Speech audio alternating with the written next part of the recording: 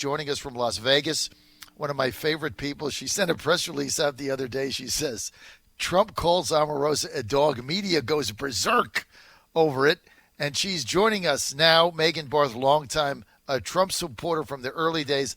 Megan's great to have you live in Vegas, right?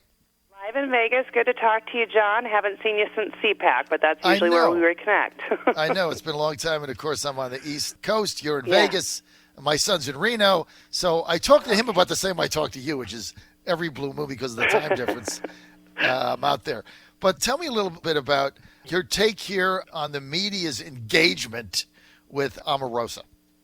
Well, they're quite a match made in heaven, aren't they? I mean, if you want to look at the lack of credibility, the lack of integrity, the disrespect for the office of the president, and the utter disrespect and hatred of the president, well, Omarosa fits right in at the news desks of NBC, doesn't she? And don't you find it quite interesting that she's only toured the NBC studios in a variety of different shows within NBC? Let's not forget that NBC is the same network that exposed the P tape, if we'll recall, Donald Trump on a hot mic talking to Billy Bush.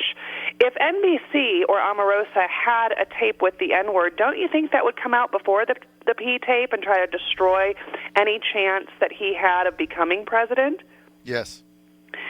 And then, of course, you can't forget how the media treats James O'Keefe. James O'Keefe of Project Veritas, who catches many people in undercover sting operations on video and audio, and the media says, well, has it been verified? Well, it seems like it's been manipulated. Who's to say that these tapes weren't created or cut or edited to fit James O'Keefe right-wing extremist narrative? But they aren't asking those same questions of Omarosa. They're just hoping that this tape exists, which we believe it does not, because, like I said, if it did exist, this tape would have been launched much earlier than the P tape in order to destroy this man's chances of beating Hillary Clinton.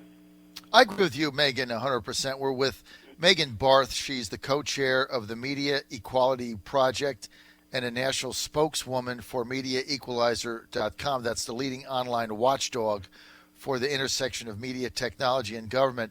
Megan, you look at the fact that even today, two reporters came out, one from Huffington Post and one from the Daily Beast, neither of these conservative networks, as you know, both of them saying that they looked into this phantom tape where Trump used the N-word during the whole campaign, couldn't find it. HuffPost couldn't find it. Daily Beast couldn't find it. Reporters couldn't find it. Hillary Clinton spent, hundreds and hundreds of $1,000s on Oppo research. They couldn't find it. You know why, Megan? Because it doesn't exist.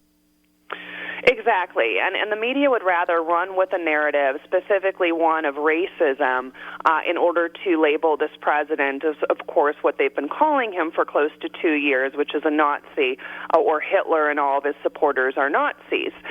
So this tape, of course, fits right in, and of course the Democrats embrace this racism narrative because that's always their default position on anyone that disagrees with them. Specifically when you look at African-American approval numbers of this president, starting at 8% is all the way up to 29%, and we're not even into 2 years of his presidency. So, of course, their antics and their hysterics and their hyperbole has to grow in volume, as well as they are going to parade Omarosa. You know, you can say what you will about Omarosa. I never liked her. I watched her during the Apprentice days. She was the villainess. She seemed very sociopathic. She seemed like a liar, and voila, she is all that and more. And if Donald Trump was a racist, let's all ask ourselves this, why would he give her so many chances? And the tapes that she so far has revealed have revealed nothing except the fact that Donald Trump was taken aback by her firing and was sad over her firing. He said his heart didn't like it. So if he was a racist, he wouldn't have called her, and he certainly wouldn't have expressed any sympathy or sorrow for her firing. And then, of course, we can't forget Mark Burnett, who is the producer of The Apprentice. Donald Trump tweeted yesterday that Mark Burnett had reached out to him and said the tape doesn't exist. Bill Pruitt, the assistant and associate producer of The Apprentice, said that no tapes exist. And that is who Omarosa claimed, Bill Pruitt, told her that he heard in one of the tapes that Trump used the N-word. And that story changed, too. She originally said it was Frank Luntz. Now it's Bill Pruitt. And you cannot keep up with the stories. And that's the problem with liars. When you tell the truth, you don't have to remember what you said. With liars like Omarosa, she doesn't remember because she's wrapped herself in so many lies. She has a hard time distinguishing between what's the truth, what's reality, and what's fiction. Right, and then, of course, the problem is you can't remember, one lie to the next day. So then the lies become additional lies, and nothing adds up. The dots don't connect. So, look, Sean Jackson was just on, and he said something I wasn't aware of. He said that she was taping these meetings in the White House with a pen tape recorder. You can, buy those in the Spy store if you've ever been to one. I was in L.A. one time, and I got some spy stuff for my youngest son, and they had, you can buy the little pen, and it's got a tape recorder in there. Who the hell would do that? Who would do that in a meeting and tape people with a pen? I mean, think about that, Megan. I mean, think about it. I mean, you're in the White House. I mean, you're in the campaign. I would assume she did it also. But then you're in the White House, and you're taping conversations with a fake pen?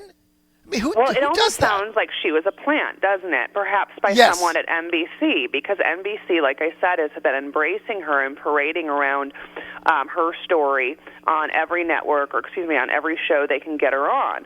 So, to me, if I were, an investigator, I would certainly look at who she works for, because this simply, I don't believe, was an independent operation where she just said, well, I'm going to go out and buy a pen and then record everybody in the White House that I can get near. It does sound like someone with a little bit more power than she had was going to use her as a tool, as a mole, to try to get dirt in on this White House, which also brings up some national security concerns.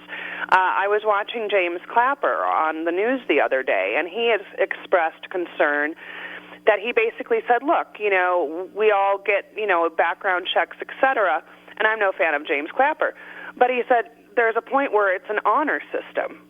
You're working for the president, you're working in the halls of the White House, you're amongst your peers, and there is an honor system whereby you are expected to abide by the rules and the documents that you signed. And, there are no honor amongst thieves, and that's exactly what Omarosa is.